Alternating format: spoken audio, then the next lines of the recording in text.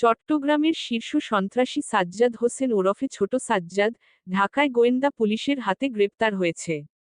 ওই সময় তিনি স্ত্রীকে নিয়ে শপিং করছিলেন বলে জানা গেছে। সাজ্জাদের বিরুদ্ধে ফেসবুক লাইভে এসে প্রকাশ্যে থানার ওসিকে পেটানোর হুমকি, হত্যা, চাঁদাবাজি সহ 10টিরও বেশি মামলা রয়েছে নগরীর বিভিন্ন থানায়।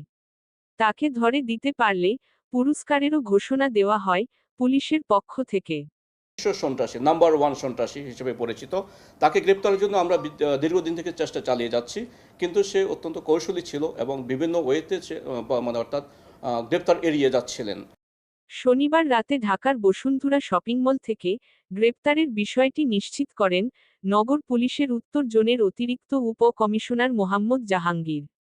চলতি বছর 28শে জানুয়ারি রাতে ফেসবুক লাইভে এসে বায়েজিদ থানার ভারপ্রাপ্ত কর্মকর্তা আরিফুর রহমানকে প্রকাশ্যে পেটানোর হুমকি দেন এ সন্ত্রাসী।